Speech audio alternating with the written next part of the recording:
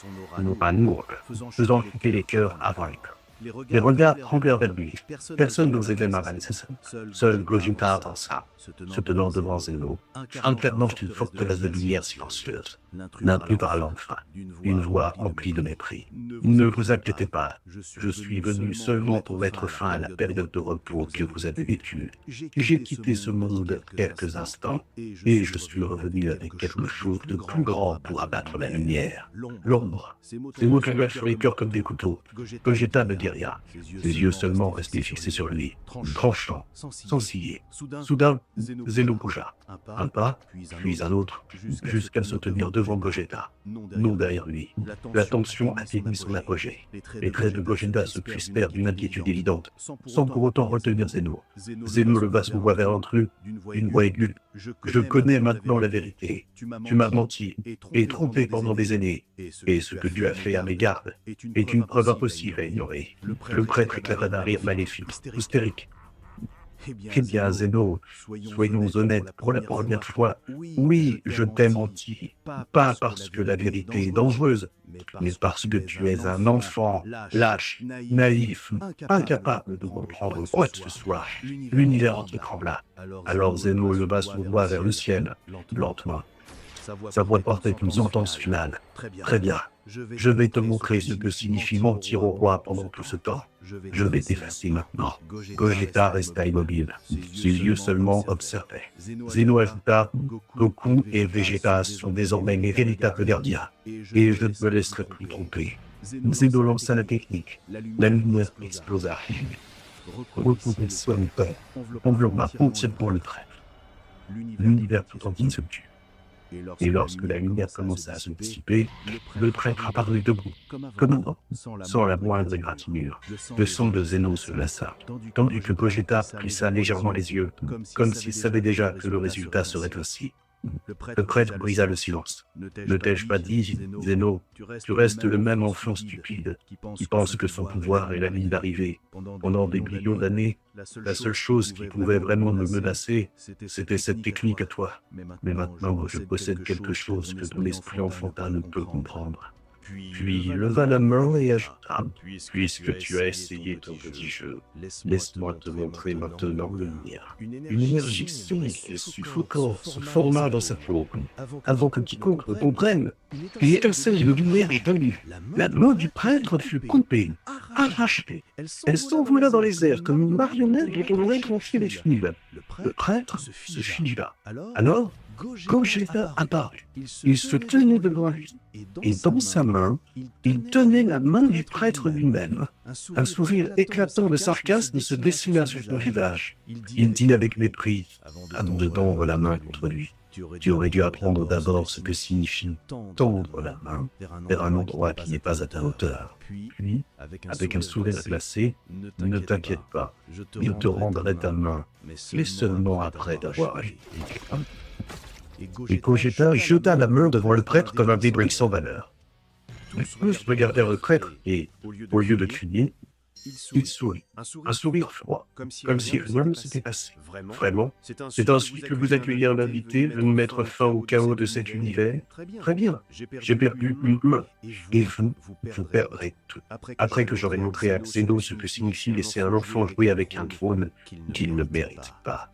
Avant même qu'il ne termine sa phrase, Gogeta disparut en fait. Et, en moins d'une fraction de seconde, un petit à la bouche du prêtre, déchirant l'air lui-même autour. Sa main devant la mâchoire du prêtre, Gogeta dit, assez parlé. Ta voix répugnante me martèle le crâne. Si t'arracher la main ne t'a pas plu, alors je vais t'arracher cette couche qui ignore le silence. Le prêtre se plia sous la douleur, et soudain, ses dents tournèrent. L'une après l'autre. Le choc frappa tout le monde. Mais, malgré cela, le prêtre souriait encore. Un sourire mêlé de sang, sans aucune trace de peur. Gogeta fit un pas. As-tu fini de compter tes dents? Il le saisit brutalement par les cheveux. Bien, écoute-moi. Tes pieds n'auraient jamais dû fouler cet endroit. Ta présence a souillé l'air. Soudain, Gogeta brisa le puis il le projeta dans le ciel à une vitesse impossible à suivre. Le prêtre disparut tout en haut. Aussitôt après, la main coupée se mit à bouger seule, comme une créature retrouvant conscience, puis s'élança comme un missile surnaturel traversant les nuages en direction du ciel, perçant l'espace d'une traînée sombre et j'aurais pu fuir. Là-haut, le prêtre tendit son bras amputé. La main revint se fixer à sa place, comme si elle n'avait jamais été sectionnée. La puissance des ténèbres donnait à son corps une flexibilité défiant la nature elle-même. Il n'en resta pas là. Il fit craquer ses doigts, et une petite sphère d'énergie se forma. Sombre, enfermant quelque chose de clos. Sur Terre, les amis eurent un sursaut. Mais Gogeta ne claqua même pas les yeux. Il se tourna vers eux avec un calme solide et dit « Rassurez-vous, je vais en finir loin de cette dimension. Même si cette planète est protégée, elle ne supporterait pas un combat dans cet état d'existence. » Il commença à s'élever, mais une voix enfantine l'arrêta. Attends, il se retourne. Il dit Zeno, hein, la main levée. S'il te plaît, venge-moi de lui. Ne laisse rien de lui derrière. J'ai confiance en toi maintenant. Gogeta sourit et répondit chaque fois que j'ai fait, c'était pour toi. Je te rendrai tout et j'effacerai cette énergie à jamais. Puis, il disparaît. Une seule ligne de lumière déchira le sol, laissant derrière l'épouse d'une puissance impossible à saisir. Dans l'espace, le prêtre, toujours souriant après avoir récupéré de sa main, ne sentit qu'une seule chose, une vitesse impossible approchant derrière.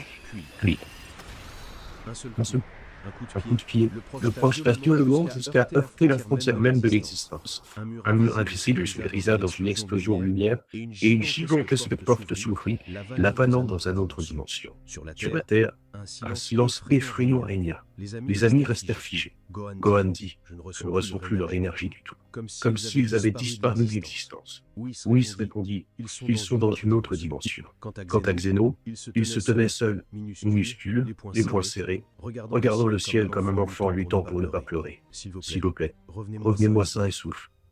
Dans un endroit lointain, si lointain que l'esprit humain ne peut l'imaginer. Une dimension étrange. Le temps qui est doux. Des planètes monstrueuses et étranges, corrodées, suspendues sans orbite. Et un silence oppressant qui fait battre le cœur lentement. Ici, apparu Gogeta. Il atterrit au milieu de ce vide singulier. À quelques mètres, le prêtre se tenait debout, sans aucun signe d'inconfort. Un léger sourire. Il pensa avant de parler. Parfait. Exactement comme je l'avais prévu. Il est entré avec moi dans l'endroit que je voulais. Puis, il leva les yeux vers Gogeta et dit « Savez-vous, tout ce qui arrive maintenant, je l'ai déjà vu. Il ne reste plus qu'une dernière étape. Seulement. » Gogeta fronça les sourcils, sans montrer un réel intérêt. Dis ce que tu veux dire. Le prêtre rit. Cet endroit m'a donné ce dont j'avais besoin depuis longtemps. Gogeta leva un sourcil, un sourire moqueur aux lèvres. Ah, cet endroit t'a donné ce que tu voulais. Très bien. Voyons s'il te donnera quelque chose contre ça. Il disparut, une vitesse effroyable. En une seule impulsion, sa tête flotta d'un domaine du prêtre avec une force colossale. Le prêtre trembla, son corps se courba, l'air s'échappa de sa poitrine d'un seul coup. Mais son sourire ne disparut pas. Il murmura « Mais malheureusement, cet endroit t'a donné la force dont tu as besoin pour frapper, sans te donner la force dont tu as besoin pour survivre. » Le prêtre tendit sa main derrière son dos, un léger craquement, puis une petite sphère d'énergie musculeuse, presque invisible, se forma derrière lui, comme auparavant, mais cette fois plus dangereuse. Plus lourd, comme si elle renfermait quelque chose qui ne devrait jamais être libéré. Le prêtre sourit avec assurance. Commençons maintenant. Il attaqua avec des coups successifs, chacun plus puissant que le précédent, suffisant pour faire exploser une planète. Mais Gogeta, souriant, parait chaque attaque avec une facilité déconcertante, comme si elle ne valait rien. Le prêtre resta figé, stupéfait. La colère commença à apparaître sur son visage. Gogeta sourit. La véritable force ne réside pas dans l'obscurité que tu cultives, mais dans la clarté que porte l'âme. Gogeta s'approcha et posa sa main sur la poitrine du prêtre avec une confiance absolue et dit « Tu aurais dû te préparer toi-même avant de préparer l'endroit, car tu as cru être plus grand que ce que tu es réellement. » et une immense vague d'énergie jaillit de Gogeta. Projetant le prêtre sans pitié, l'envoyant percuter une planète étrange à une vitesse écrasante. L'impact fit exploser la planète elle-même. Quelques secondes plus tard, le prêtre ne céda pas, disant avec détermination: « Je voulais seulement tester ta force, mais il semble que je vais devoir augmenter la pression. » Il hurla de toutes ses forces, chargeant son énergie. Un éclatant séoufessant émana de son corps, comme un anneau étouffant, dévorant tout autour de lui. Soudain, il se transforma en une forme plus terrifiante encore. Noir sur noir, l'obscurité elle-même devint son corps. Le prêtre déclara: « Très bien. Maintenant que les ténèbres sont le centre de ma force, et la lumière le centre de la tienne, voyons qui régnera. » Et soudain, il disparut et lança une attaque dévastatrice droit au visage de Gogeta. Cette fois, il le toucha pour la première fois. Mais Gogeta dit en souriant: « Bien, au moins, tu as réussi à faire bouger 30% de ma puissance. J'ai délibérément attendu pour tester ta sincérité. 30%, une réussite notable, n'est-ce pas? » Le prêtre se sentit provoqué. Le combat reprit, féroce. Les coups se succédaient, chacun plus rapide que le précédent. Chaque frappe de Gogeta était calculée, tandis que le prêtre déchaînait toute sa force. Mais même ses attaques les plus puissantes se faisaient bien à Gogeta.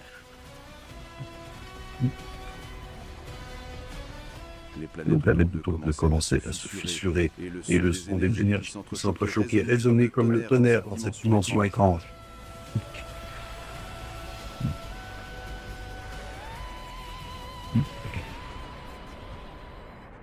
Puis soudain, le combat cessa. Un silence lourd tomba. Gogeta, toutes tes tentatives échoueront. Peu importe ce que tu essaies, la lumière gagne toujours sur les ténèbres. L'obscurité ne peut laisser aucune trace lorsque la lumière est présente. Le prêtre sourit d'un sourire perfide. Penses-tu que les ténèbres sont sans limite? Parfois, la lumière doit être trompée pour connaître sa propre place. C'est cela, ma magie. Et soudain, derrière Gogeta, une immense porte s'ouvrit, un vide noir qui faisait vibrer chaque particule de l'espace.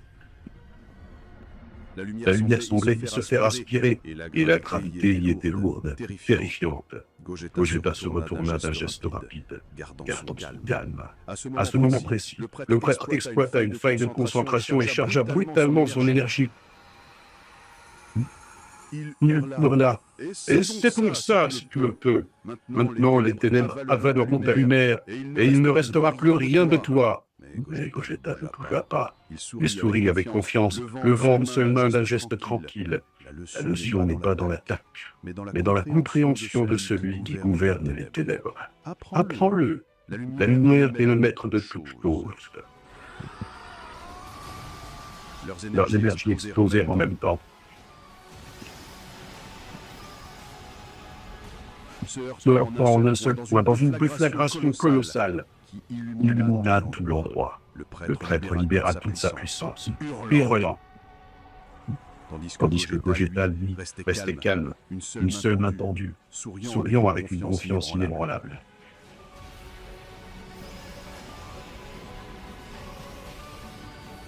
La pression était si intense que même la planète Terre, dans la dimension d'origine, trembla pour la première fois. Les amis ressentirent cette puissance déferler. La lumière de Gogeta commençait à repousser les ténèbres, peu à peu, tandis que la porte aspirait seulement des particules de lumière, sans qu'ils s'en rendent compte. C'était la faille du prêtre.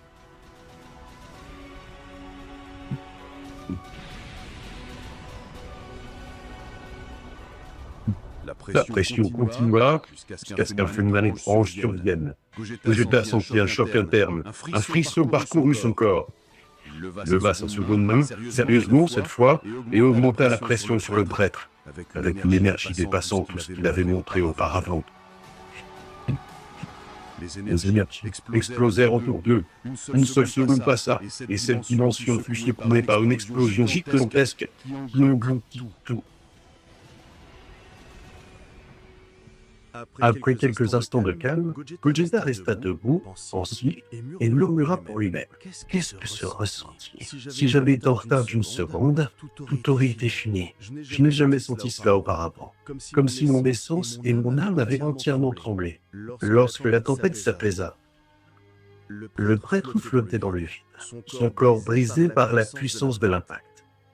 Gogeta l'observait, attendant une réaction ou un mouvement. Mais soudain, quelque chose éveilla son étonnement. Le prêtre souriait, un sourire étrange, malgré toute cette destruction. Puis, brusquement, il se laissa tomber. Une chute libre, s'enfonçant vers les nuages inférieurs de cette dimension, comme si l'endroit l'avalait. Les yeux de Gogeta s'écarquillèrent devant cette scène, sans comprendre ce qui se passait. Le plus étrange, c'est que la chute ne s'arrêtait pas à un seul niveau. Le prêtre continuait de tomber, encore et encore, jusqu'à disparaître dans une nouvelle couche plus profonde de cette dimension.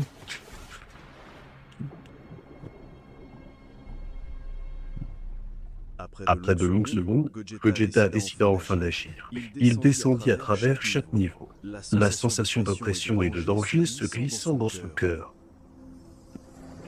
jusqu'à atteindre la dimension inférieure.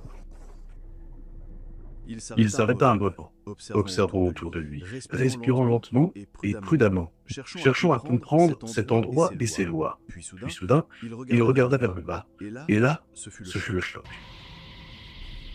Une mer noire opaque s'étendait en profondeur, une eau qui ne portait aucune vie, mais semblait avoir avalé toute lumière et tout espoir.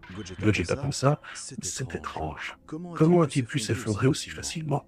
Très bien, voyons ce qui se cache en bas. Sans hésiter, il descendit vers les eaux sombres.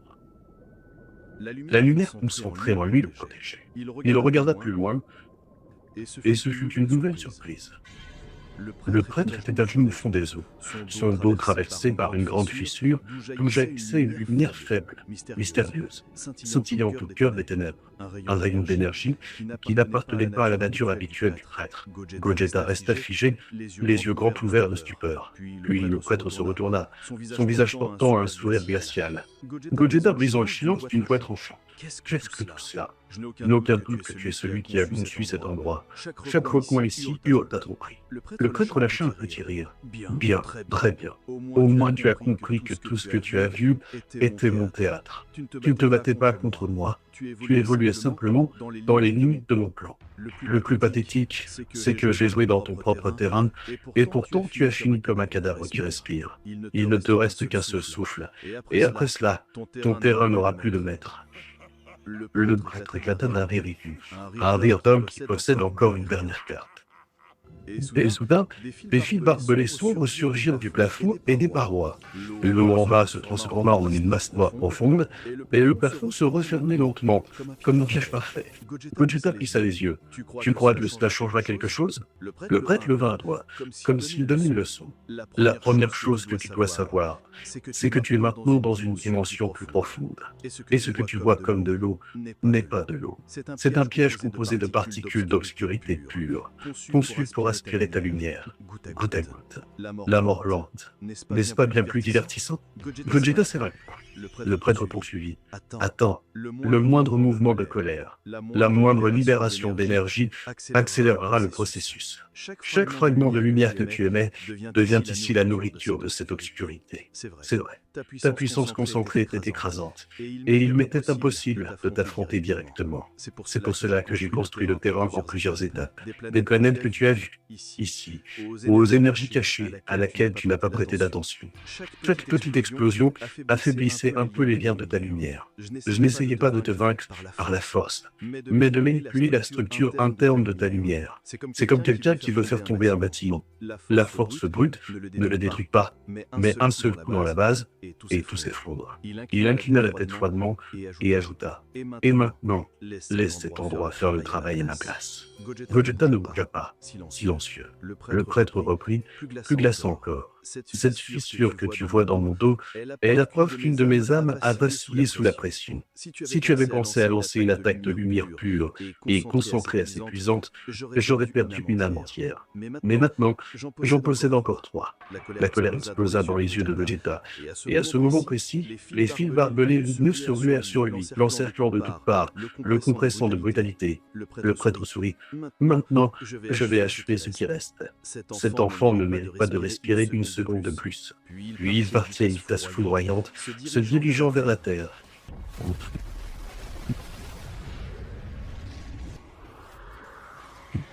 Il a bu, après avoir piégé Gogeta, et traversé toutes les dimensions grâce au pouvoir des ténèbres qui le faisait voyager comme moi.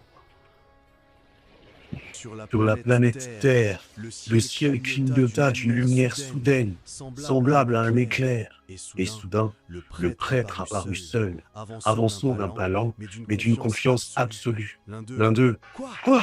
Il est revenu? Où sont Goku et Vegeta ?» Un autre, « Impossible! À peine quelques minutes se sont écoulées. Comment peut-il être revenu aussi vite ?» Zeno serra les poings, silencieux, les yeux grands ouverts, incapable de comprendre. Le prêtre marcha droit vers Zeno, puis le souleva d'une manière humiliante. Je sais que te détruire par la force directe ne servira à rien. Alors je me suis préparé pour toi.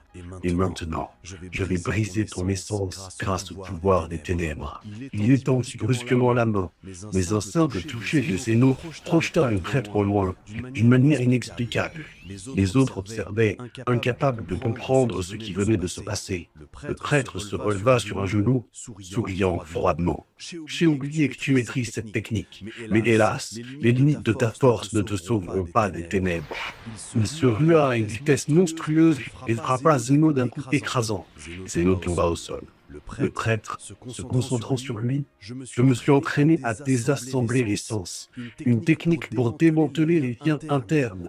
Maintenant, je vais extraire de ta lumière toute ta force, comme je l'ai fait à ton père. À ce moment, le prêtre et tous les autres sentirent un tremblement violent traverser l'existence. Le prêtre comprit immédiatement la source. Il posa alors sa main sur la tête de Zeno, et les ténèbres commencèrent à envahir son corps, presque prêt à avaler toute sa lumière. Mais soudain, dans la dimension lointaine, Gogeta hurla avec une puissance monstrueuse, libérant toute l'énergie dans son corps. Les liens lumineux de la vision faiblissaient à chaque cri de colère. À une vitesse humaine, il traversa les dimensions, se dirigeant droit vers la terre.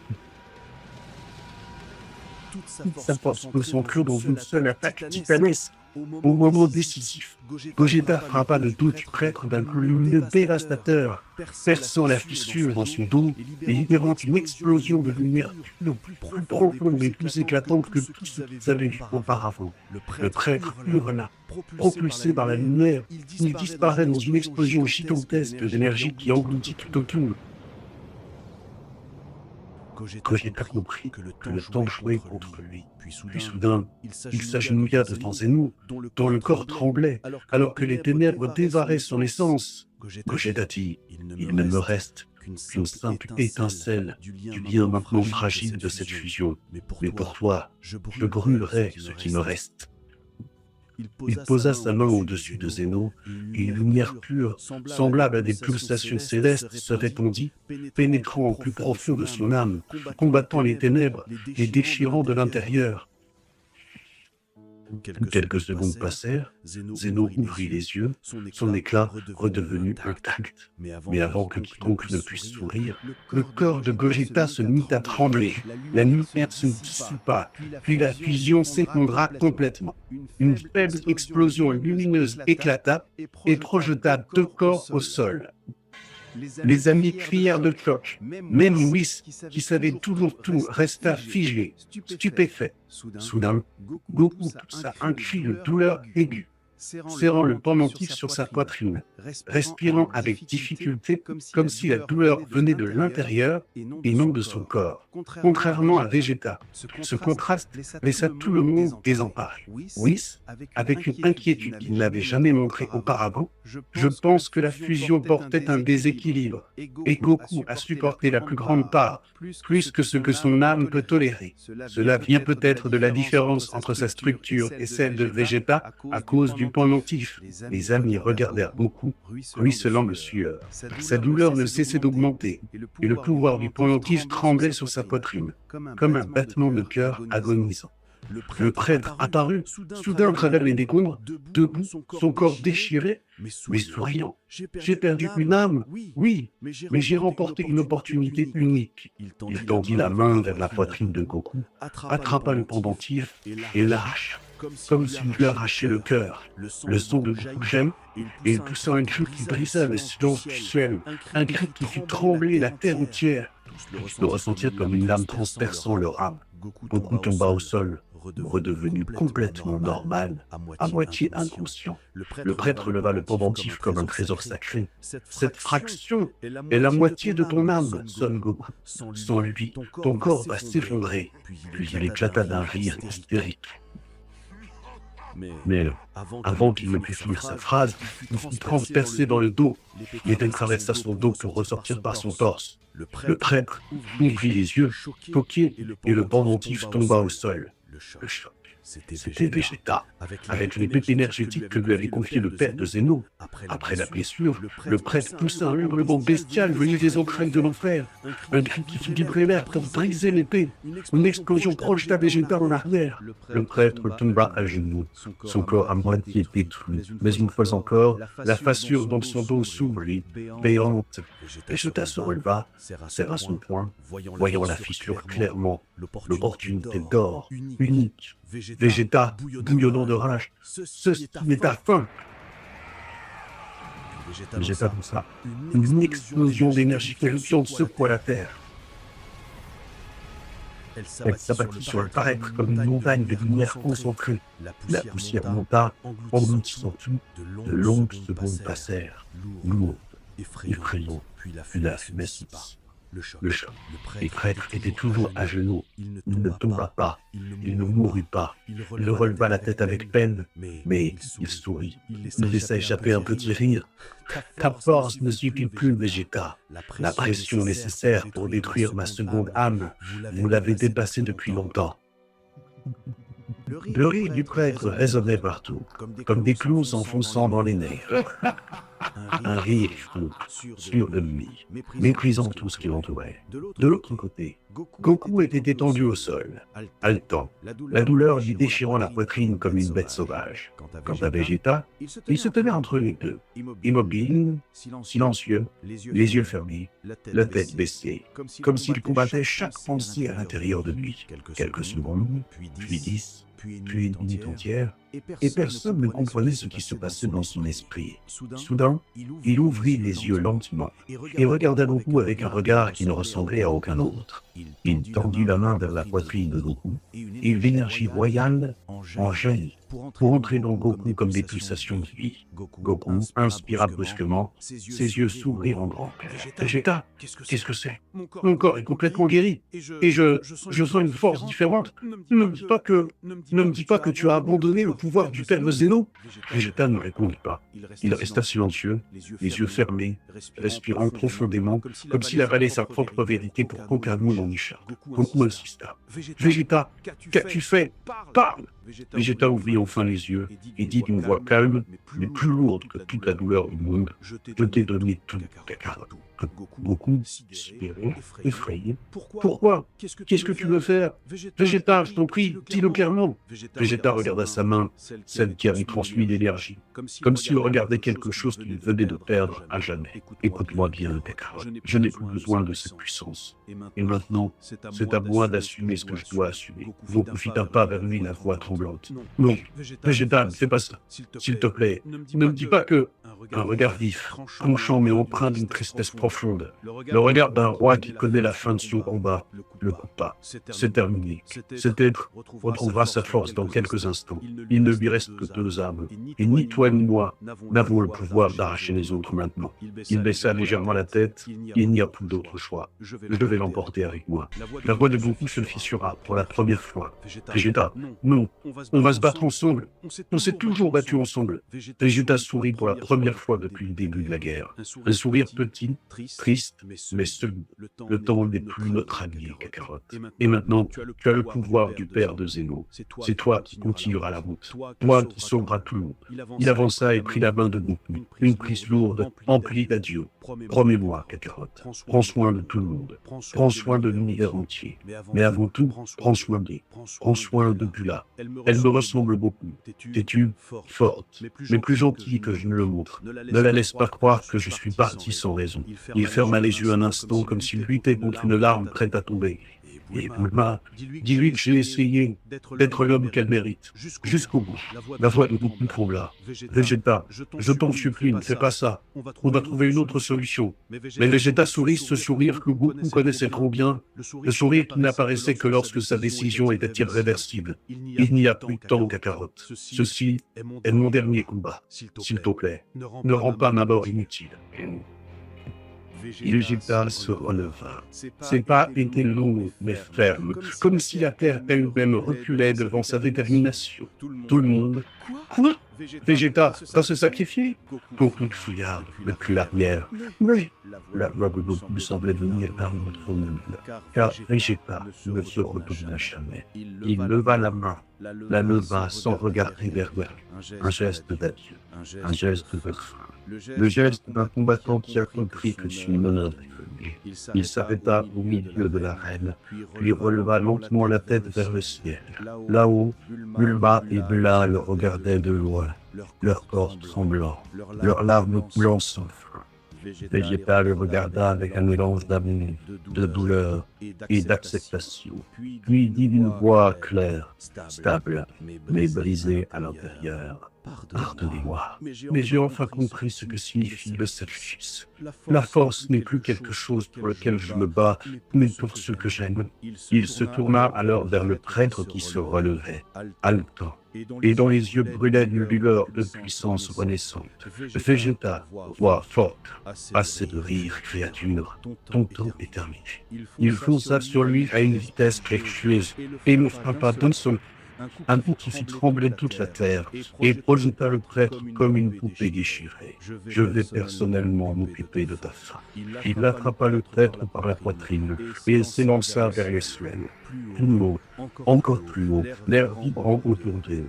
La chaleur monta, l'énergie monta, et son explosion commencèrent à naître autour du corps de Vegeta, comme un soleil en train de renaître. Le prêtre comprit enfin la vérité et se mit à hurler comme une bête piégée. La lumière explosa. Une lumière pure, limpide, sacrée. Une lumière ressemblant au sourire d'un enfant, un instant de paix.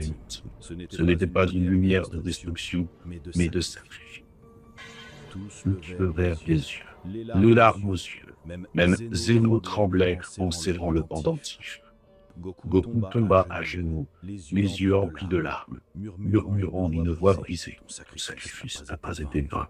Vegeta, je ferai l'impossible. Pour toi, pour ta famille, pour Zeno et ses parents, pour Goten, pour tout le monde.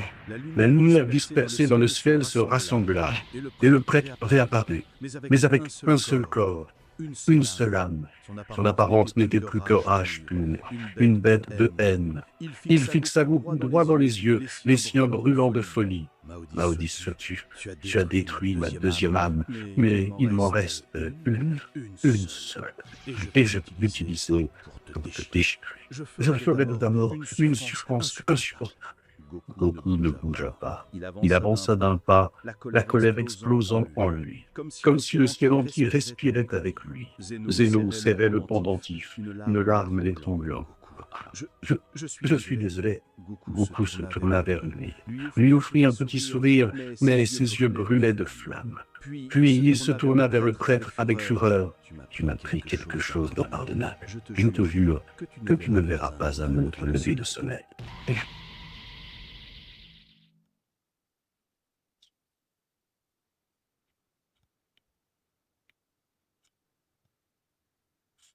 Et quand tu et voilà,